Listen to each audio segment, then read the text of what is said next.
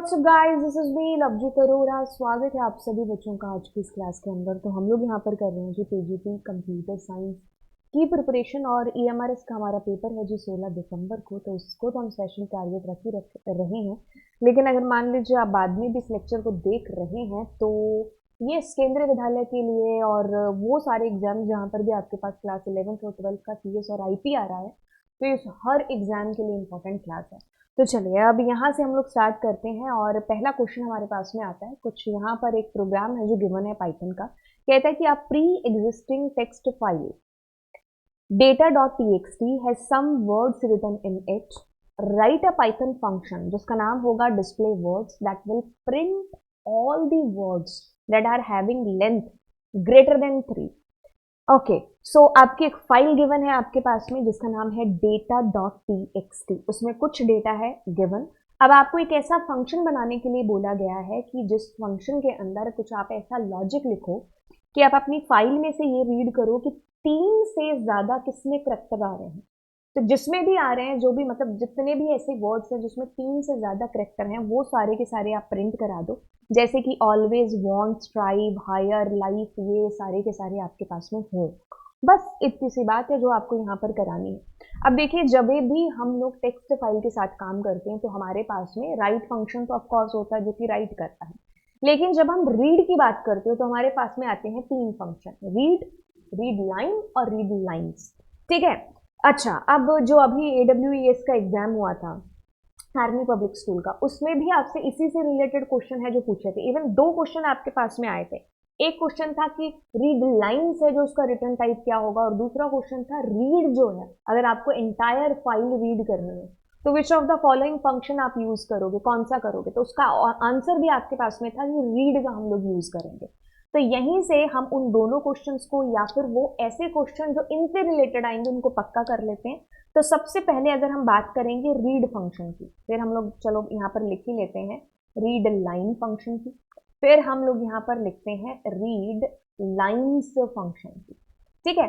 अब देखो क्या चीज है, अगर हमें एक एक कैरेक्टर बाय कैरेक्टर रीड करना है डेटा और इंटायर फाइल हम रीड कर रहे हैं एक स्ट्रिंग के तौर पर, तो यानी कि इसका रिटर्न टाइप क्या है, स्ट्रिंग है।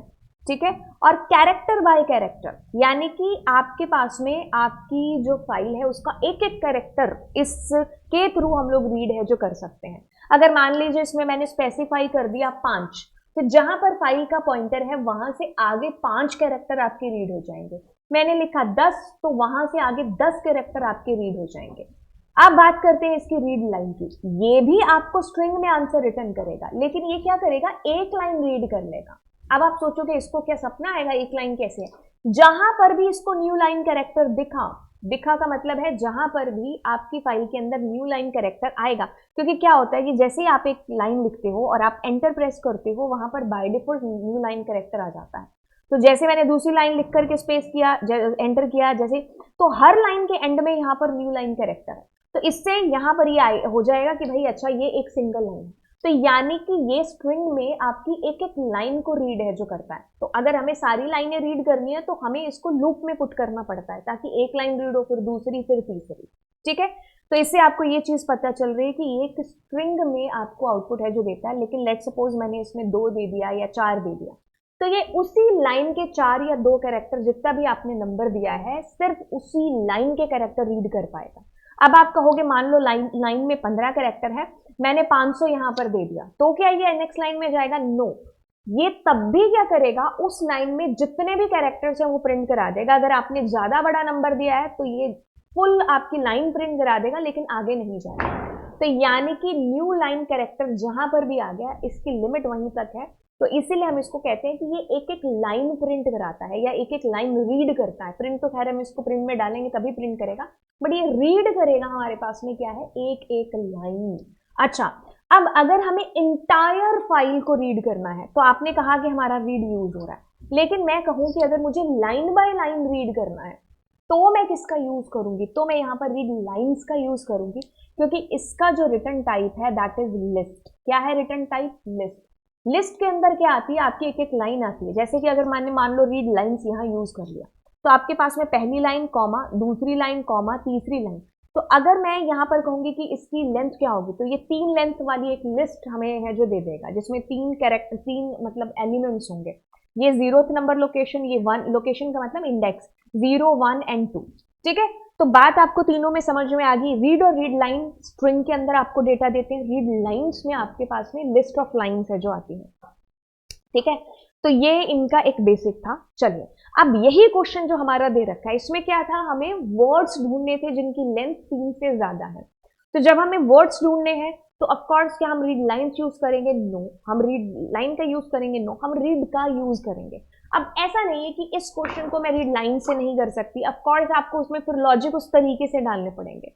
रीड लाइन से भी मैं कर सकती हूँ, लेकिन मेरे लिए जो इजी चीज होगी, या फिर आप कह लीजिए कि सबसे पहले जो मेरे पास लॉजिक है जो हिट करेगा वर्ड वाले प्रोग्राम्स के लिए, वो यही करेगा कि मैं रीड यूज करके स्प्लिट यूज कर लूँ, क्योंकि वो ही एक लॉजिक है जो आपके लिए इजी रहेगा।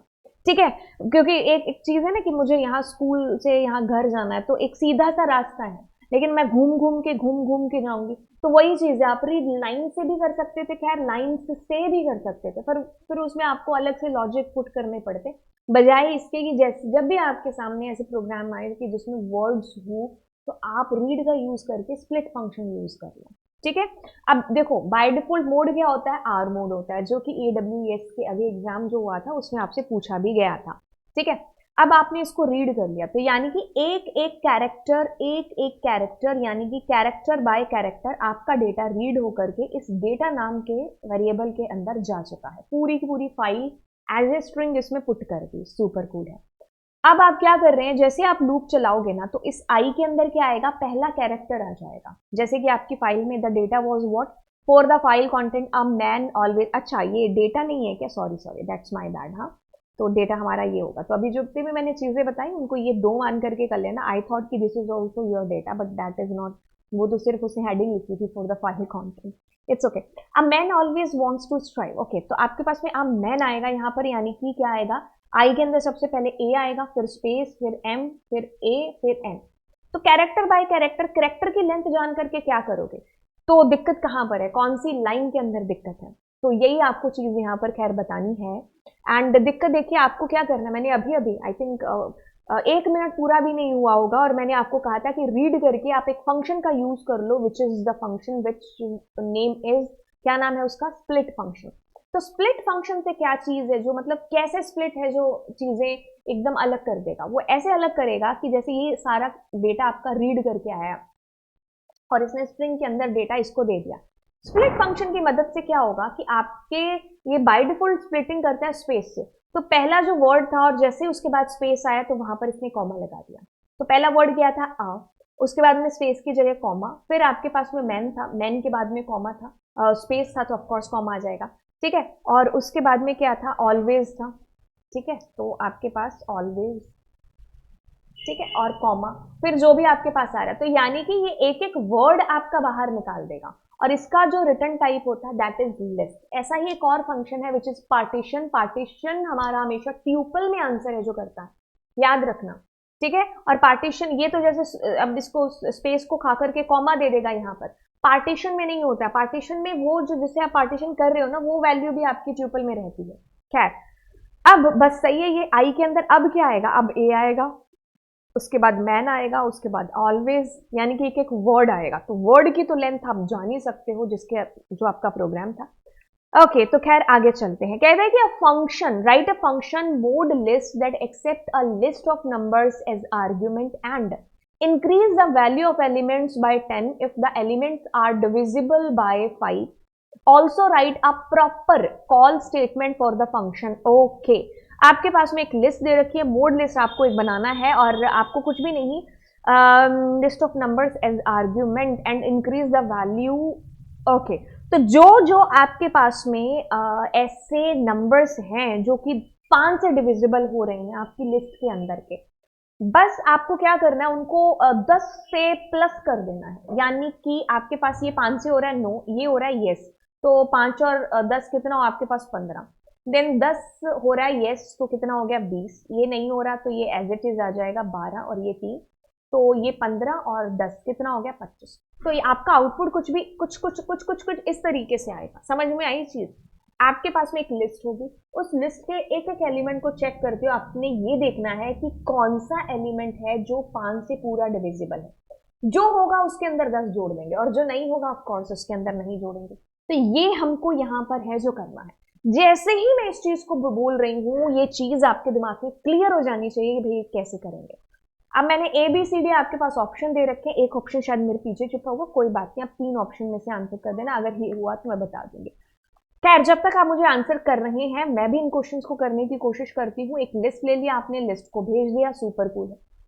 अब आई के अंदर आपके पास में 0 1 2 3 आ रहा है, डिविजिबिलिटी चेक की जा रही है और अगर वो 0 है तो प्लस किया जा रहा है। ये बिल्कुल सही लग रहा है मेरे को, अगर कोई दिक्कत होगी तो देखते हैं। बाकी इसके अंदर एक लिस्ट है, डिविजिबिलिटी ओके, हाँ इसमें आपके पास में दिक्कत आ गई। दिक्कत इस दिस कि आप आई के अंदर आओगे तो आई में आपकी लिस्ट का एलिमेंट ही आएगा, तो एल का आई करने की जरूरत नहीं पड़ेगी जब तक हम रेंज यूज नहीं कर रहे हैं, तो कट हो गया, इसको तो हम आंसर नहीं करेंगे। अब आगे वाले को आंसर करते हैं, आगे वाले के अंदर भी यही गड़बड़ है, तो देखिए एल और एल का आई, ठीक है। तो यहां पर अगर हम देखें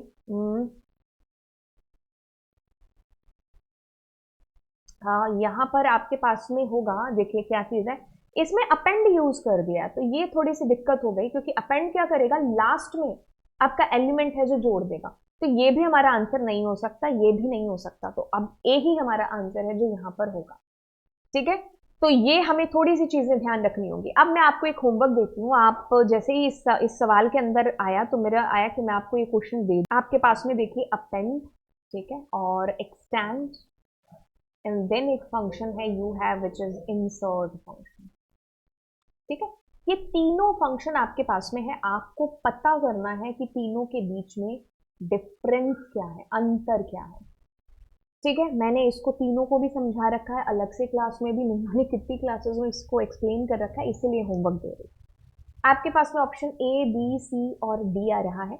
अब ओके तो ऐसा क्वेश्चन आपको आ सकता है, ठीक है, ये होते हैं आउटपुट बेस्ड क्वेश्चन। मैं आपको हमेशा बताती हूँ कि जब भी आप ऐसे क्वेश्चंस को करना चाहते हैं ना, आप इनको ड्राई रन करिए, ठीक है। तो सबसे पहले देखो इनकी वैल्यूज को आप साइड में लिख ही लो, x के अंदर 20 है, आपने यहां से वैल्यू को भेजा तो m के अंदर क्या चला गया आपके पास 10, n के अंदर क्या है आपके पास 10, ये वैल्यूज अभी तक आपकी रही। अब जैसे आप ग्लोबल x लिखोगे इट मींस ग्लोबल के साथ में आपके तार जुड़ जाएंगे इस x के साथ में, इसमें जो भी चेंज करना है वो होगा, ठीक है। तो अब मैं क्या करती हूँ, x is equal to x plus m, तो x की वैल्यू क्या है 20, m की वैल्यू क्या है 10, तो यानी कि 30 आ चुका है हमारे पास x के अंदर। अब n लिखते हैं तो n is equal to n plus x, n में क्या है आपके पास 10, x में क्या है 30, तो कितना हुआ 40। उसके बाद में आपके पास में आ रहा है m is equal to n plus x, ठीक है। n के अंदर u है 40 और इसके अंदर u है 30, तो कितना हो गया 70 हो गया, ठीक है। तो पहली बार जब आप प्रिंट करोगे तो आपके पास प्रिंट होने वाला है mnx, तो यानी कि m में क्या है 70, आपके पास कहाँ लिखे 70, ठीक है, ये कट हो गया। और n के अंदर आपके पास में क्या है 40 एंड 40, और x के अंदर आपके पास में क्या है 30, ये गलत ये गलत, बस इसी से आंसर आ गया देखो। लेकिन आप अगले वाला भी कर लो, तो अब क्या कर रहे हो आप m के अंदर 20 भेज रहे हो, n के अंदर आपके पास में कितना है 10, ठीक है, और x की वैल्यू यहाँ पर चेंज हो चुकी है, x की वैल्यू इज 30, ये भी आप याद रखना, ठीक है, क्योंकि इस बार के चक्कर में जब मतलब इस बार के चक्कर में चेंज हो गई थी, है ना, तो ग्लोबल x। अब आप क्या करो x is equal to x plus m, तो x में ऑलरेडी क्या है, x में आपके पास है 30, m के अंदर क्या है 20, तो कितना हो गया आपके पास में 3 2 5 50। फिर आप क्या कर रहे हो n is equal to n plus x, n के अंदर आपके पास में क्या है, n के पास आपके पास है 10, x के अंदर आपके पास क्या है 50, तो कितना हुआ 60, m के अंदर n प्लस एक्स, तो n में कितना आपके पास 60, x के अंदर कितना है 5, तो 110, तो अब क्या प्रिंट होगा 110 60 और 50, तो आपका option B will be the correct answer. अरे तो इस क्वेश्चन के बाद में हम लोग बढ़ते हैं हमारे अगले प्रश्न की तरफ, ठीक है। सो अगला प्रश्न इज सेम कि आपके पास में एक स्ट्रिंग है, हमने कहा बहुत बढ़िया है हमारे पास स्ट्रिंग है। कहता है नेम के अंदर आपके पास कुछ वैल्यू आएगी, बिल्कुल बहुत बढ़िया, स्ट्रिंग की ही वैल्यू है इसके अंदर भी। आप लूप चला रहे हो एक्स, ओके, उसके अंदर आपके पास में ठीक है। अब देखो क्या है, एक एक करके आपकी वैल्यूज आती जाएगी। देखो एक्स के अंदर सबसे पहले आएगा 9, उसके बाद आएगा @, फिर आएगा डी, फिर ए, फिर वाई, फिर एस। ठीक है, ये मेरा यहाँ से पिक्सल थोड़ा सा खराब है तो इसलिए वाई और एस मान लीजिए। Super cool. अब आप क्या कर रहे हो, यहाँ पर इफ कंडीशन लगा करके ये चेक कर रहे हो कि एक्स के अंदर जो जो वैल्यूज आई हैं क्या वो वॉवल्स तो नहीं है। अगर वो वॉवल है तो उसको अपर में कन्वर्ट कर दो। याद है आर्मी पब्लिक स्कूल का जो पेपर हुआ था उसमें भी यही वैल्यूज अलग थी, बट क्वेश्चन वाज ऐसा ही, जिसमें आपको जो है आंसर बताना था कि ये क्या है। ऐसे एक भी नहीं, आई थिंक 2 या 3 क्वेश्चन ऐसे थे, और ये बोर्ड में हमेशा पक्का क्वेश्चन है जो आपको आता ही आता है। खैर, अगर अपने इसकी बात करेंगे STR के अंदर, देखो देखो देखो, ऐसे ऐसे ऐसे ऐसे सब कुछ इरेज करते हैं। ऐसे क्वेश्चन को आपको सॉल्व करने के लिए ना बिल्कुल ड्राई रन करने की जरूरत नहीं है, आपको कोई टाइम कंज्यूम करने की जरूरत नहीं, सीधा आप यहाँ पर देखो इफ कंडीशन। ठीक है, ठीक है। अब अगर आपके पास में जहां जहां, मैं तो हमेशा इस क्वेश्चन को ऐसे सॉल्व करती हूँ कि @DAYS लिख दिया। अब जितने भी इसमें वॉवल्स हैं, वॉवल्स कौन कौन से हैं, एक तो ये है और मेरे ख्याल से एक ही है ना, हाँ, और तो है नहीं इसके अंदर, है ना, एन @DAYS, उनको अपर में कन्वर्ट कर दो, तो यहीं पर अपर में कन्वर्ट कर दिया। अब आप कह रहे हो कि अगर कोई अल्फा न्यूमेरिक नहीं है, ठीक है, यानी कि ABCD भी नहीं है और नंबर भी नहीं है, वहां पर आप स्टार लगा दो, तो यहां पर आ गया डबल स्टार। ठीक है, अब इसने कहा है कि अगर कोई डिजिट है, यानी कि डिजिट, तो आप खाली उसको ऐसे ही छोड़ दो, तो छोड़ दिया ऐसे ही। ठीक है, तो ओके, ऐसे ही ऐसे ही ऐसे ही छोड़ दिया, लेकिन उसको लगाना नहीं है ना, आपको उसको कट करना पड़ेगा। ठीक है, और एल्स अगर सारे लोअर करेक्टर के अंदर हैं तो उसको आप जो नहीं, एल्स इसके अलावा जो भी कुछ बचता है, इसके अलावा बचता है एक तो ये और एक ये और एक ये, तो उनको लोअर में कर दो, तो डी वाई और छोटा एस। तो आपके पास में the answer will be double star D capital A Y और एस। ऐसा कहाँ पर लिखा हुआ है? मेरे ख्याल से पहले वाले में ही नहीं लिखा हुआ, हाँ, क्योंकि बाकी सब में डी बड़ा है। ठीक है, तो यस आपके पास में आ जाएगा ये। यहाँ पर आपके पास स्पेस भी दे रखा है तो इसलिए आंसर नहीं होगा, A will be the correct answer. इस क्वेश्चन को सॉल्व करने का यही तरीका है कि ऊपर आप लिखिए जिसको भी आपको चेंज करना है। ठीक है, जैसे AYS। अब पहले इफ से क्या क्या चेंजेस हो रहे हैं वो कर दो, दूसरे इफ रखा है पेपर में, तो ऐसे करके आपके पास फाइनल एक कंक्लूजन आंसर आ जाएगा। Sumitra wants to write a program to connect to MySQL database using Python and increase the age of all students who are studying in class 11 by 2 years since she had little understanding of coding.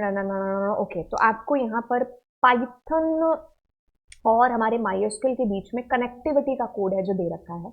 अब आपको यहाँ पर पूछा है कि statement 1 में क्या आएगा, स्टेटमेंट 2 में क्या आएगा, स्टेटमेंट 3 में क्या आएगा, यानी कि whole code is written, they are just asking कि फिल इन द ब्लैंक्स में क्या आएगा। तो इसके लिए आपके पास कोड की समझ है जो थोड़ी होनी चाहिए कि आपने 4-5 प्रोग्राम्स कर रखे हो पाइथन और एसक्यूएल कनेक्टिविटी से।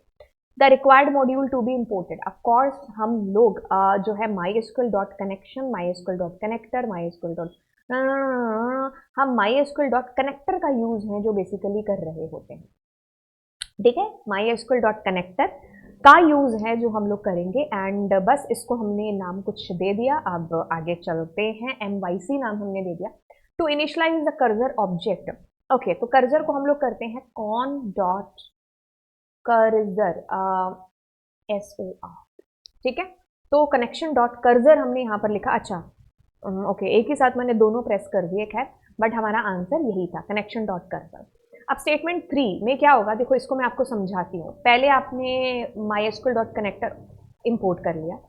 अब कनेक्ट है ना, जो इसके अंदर आएंगे आपके 4 पैरामीटर जो कि मैंडेटरी हैं, जिसमें से एक मैंडेटरी नहीं है। अगर आप डेटाबेस पर ऑपरेशन कर रहे हो तो ठीक है, लेकिन कनेक्शन बनाने के लिए ये इंपॉर्टेंट नहीं होता है, मतलब मैंडेटरी नहीं होता है। बट अगर आप कनेक्शन स्टैब्लिश करके डेटाबेस पर काम कर रहे हो तब तो ऑफकोर्स आपको बताना पड़ेगा।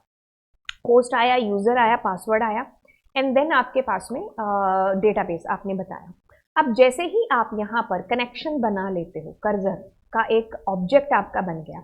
अब आप एक क्वेरी लिख रहे होंगे, जिस क्वेरी को आपको एग्जीक्यूट करना है, ये जो आपने कर्सर का ऑब्जेक्ट बनाया ना, इसके अंदर डॉट एग्जीक्यूट के अंदर उस क्वेरी को लिख देंगे।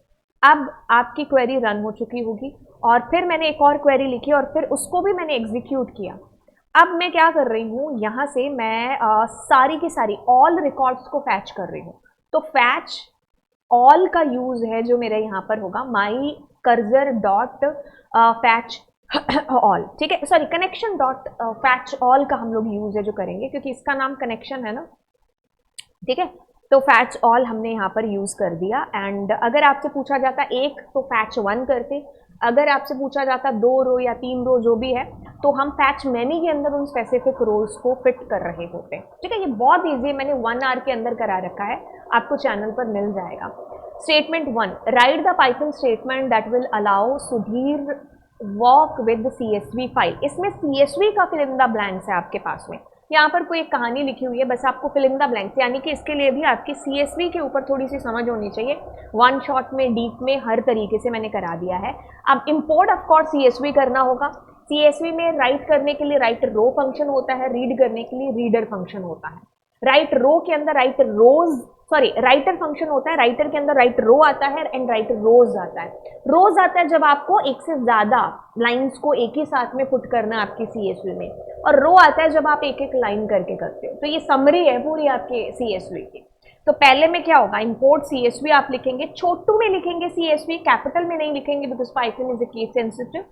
नेक्स्ट आपके पास में आता है कि right a Python statement that will write the list containing the data available as nested list in CSV। तो स्टेटमेंट नंबर 2 का यूज आपने यहां पर करना है, ओके। तो राइट द लिस्ट, ओके, ठीक है। अब आप एक तरीके से क्या कर रहे हो, एक second, right the Python statement that will write the list containing the data available in the nested file, okay. तो ठीक है, तो राइटर आपने कॉल कर लिया। हेडिंग्स कहाँ है, हेडिंग, ओके ठीक है, ये आ गया। अब आप इसको, अच्छा, ठीक है, मैं वही चीज देख रही थी, नेस्टेड लिस्ट आपके पास में ये रहे ना डेटा। अब इसको आपको डालना है, तो आप क्या लिखेंगे, आप कुछ ऐसे लिखेंगे जैसे ऊपर वाला लिखा है, उसी को देख करके लिख लो, CSV writer and dot writer rows S लिखेंगे और उसके अंदर आप डेटा डाल देंगे। तो इसमें आपकी मल्टीपल लाइंस, 1 2 3 लाइनें आपकी एक ही साथ आपकी CSV में पुट हो जाएंगे, ठीक है। तो यहाँ पर ऑप्शन लिखे हुए हैं, आपको चूज करना था, जो कि मेरे पीछे छुपा हुआ है, बट फिर भी मैं आपको बता चुकी। राइट रोज में आप मल्टीपल लाइंस नेस्टेड के तौर पर देंगे तो वो आपकी चली जाएंगी, राइट रो के अंदर नहीं जाएंगी, ठीक है, उसमें एक एक लाइन आपकी जाएगी। Statement number 3, write a Python statement to read the header row into the head object, okay. Statement number 3 के अंदर, ठीक है, ओके।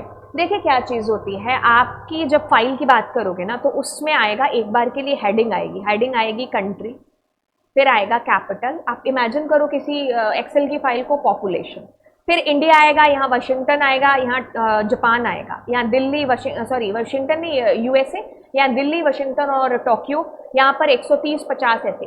तो आप इस हेडिंग के साथ कोई काम नहीं कराना चाहते, तो आप इसको स्किप कैसे करेंगे। प्रोग्रामिंग के थ्रू आपके पास स्किल है, लेकिन आपके पास एक फंक्शन भी है CSV के अंदर जिसके थ्रू आप इसको स्किप कर सकते हैं।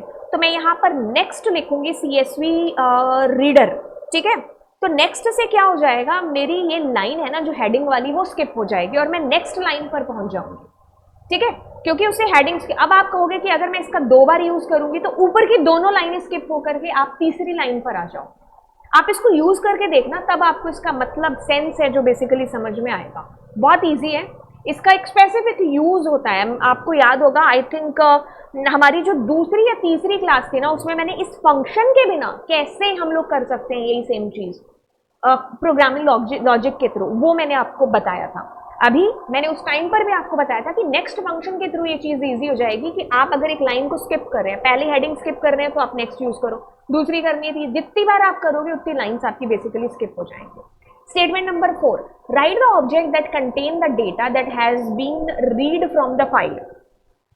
Statement number 4, okay, अब आपके पास में head head head head head head के अंदर नहीं आएंगी, आप CSV रीडर, क्योंकि आपने सारी चीजें रीड करके इसमें ले आए ना, तो लूप के अंदर हमें इसको लगाना होता है, CSV रीडर लगाएंगे, एक एक करके लाइन आएगी और आप 50 से ऊपर जो भी डेटा है उसको आप देख लोगे। अब कहते हैं कि right the output of the following code, और एक्सप्लेन करना है आपको दोनों के बीच में अंतर क्या है। देखिए कुछ भी नहीं, यहाँ पर क्या चीज हो रही है, पेन चेंज करते हैं। सबसे पहले ए में क्या है, एक ट्यूपल दे रखा है, ठीक है। तो अब आपने क्या किया, a मल्टीप्लाई 3 किया है, तो इसका मतलब होता है रेप्लिकेशन। तो आपके पास a के अंदर कुछ डेटा है, ठीक है, मल्टीप्लाई 3। तो अब यानी कि 1, 2, 3, 1, 2, 3, 1, 2, 3, तो इस तरीके से आपका डेटा रेप्लिकेट हो जाएगा, सिक्योर है। लेकिन यहाँ पर क्या होगा कि आप अलग अलग a को प्रिंट करा रहे हैं, it will be printed like that 1 2 3, फिर 1 2 3, मतलब जो जो आपके पास में यहाँ डेटा है 1 2 3, ठीक है, कॉमा नहीं आएगा यहाँ पर, राइट। तो इन दोनों में अंतर है, ये क्या है, रेप्लिकेशन हो रहा है, ये तो खाली जस्ट आप प्रिंट करा रहे हो। तो जहां पर भी आपको दिख रहा है वही आपका ये आंसर होने वाला है, ठीक है। बहुत अच्छा क्वेश्चन था ये। Which of the following is not a legal method for फैचिंग records from a database. Okay, तो आपके पास में फैच 1 है, जिसमें क्या होता है कि एक जो है आपकी रो है जो फैच होकर के आ जाती है। मान लीजिए कुछ है नहीं फैच करने वाला, तो ये आपको नन रिटर्न करता है, याद रखना। ये आपके पास नहीं है, ये आपके पास है फैच ऑल, ये भी है। इसमें मैनी में बाय डिफॉल्ट एक रिकॉर्ड फैच करके देता है, और ये आपको लिस्ट ऑफ ट्यूपल में आंसर देता है, ये भी लिस्ट ऑफ ट्यूपल में। इसका जो आंसर होता है विच इज आपके पास में ट्यूपल के अंदर आता है, एंड वो WO आपके पास में कुछ नहीं है। आप बाय डिफॉल्ट ये जो है आपको एक फैच करके देता है, बट इसमें मैनुअली अगर आपने 5 4 दिया तो ये उतनी रोज आपको फैच करके दे देगा, ठीक है। ओके, अब मैं इस क्वेश्चन के ऊपर आपको छोड़ करके जाती हूँ, एंड यस मैंने पूरी कोशिश की है कि जितने भी टाइम के अंदर, चाहे 15-20 मिनट मेरे को बीच में से मिलते हैं, मैं उसके अंदर आपको ज़्यादा से ज़्यादा क्वेश्चन से जो करा पाऊँ। मतलब आप अगर एक बुक खरीद चुके हैं ना, तो आपको उस बुक में भी इतने ज़बरदस्त और इतने सारे क्वेश्चन, मैं कह रही हूँ कि मेरे ही लेक्चर के थ्रू आपको मिलेंगे, ठीक है। तो मेरी पूरी मेहनत जारी है कि मैं एक क्वेश्चंस को ऐसे ढूंढ ढूंढ के ला रही हूँ ना कि यार नहीं, ये भी बनाते हैं, ये भी बनाते हैं, ये भी बनाते हैं, है ना, ठीक है। तो मेरी पूरी की पूरी कोशिश ये है कि आपके पेपर में ऐसा आपको फील हो कि यार ये क्वेश्चन मैम की क्लास में हो चुका है, ये क्वेश्चन हो चुका है। ऐसी मेरी पूरी 100% ज़बरदस्त कोशिश है। और बात ये है कि भाई अगर 20 मिनट की क्लास हो रही है ना, तो मैं 20 मिनट में आपका टाइम यूटिलाइज करने की पूरी कोशिश है जो करूँगी, बिकॉज आई नो कि टाइम की क्या इंपॉर्टेंस है। 16 तारीख 15 दिन हमारे पास में रह चुके हैं, एंड उस बीच में मेरे पास बिल्कुल टाइम नहीं है कि मैं किसी भी और चीज़ को सुनूँ, है ना। तो मैं 30 मिनट में सिर्फ क्वेश्चन ही करना चाह रहा हूँ। तो आपको चैनल पर मिलेंगी भी वही चीज़ें, और मैं खुद भी मतलब यही प्रेफर करूँगी कि टाइम है जो आपका एक तरीके से यूटिलाइज हो। अब मैं आपको मिलूंगी अगली क्लास में, आप इसका आंसर ढूंढ करके रखिएगा, क्योंकि मेरे पास इतना ही टाइम था अभी जितनी भी मिनट की क्लास हुई है, ठीक है। तो चलिए फिर मिलते हैं आपको अगली क्लास के अंदर। Thank you so much, and yes don't forget to subscribe the channel. ज़रूर सब्सक्राइब करिए, घर पे जितने भी डिवाइसेज हैं सबसे आप सब्सक्राइब कर दीजिए चैनल को please. Bye bye, God bless you, all the best for your exam.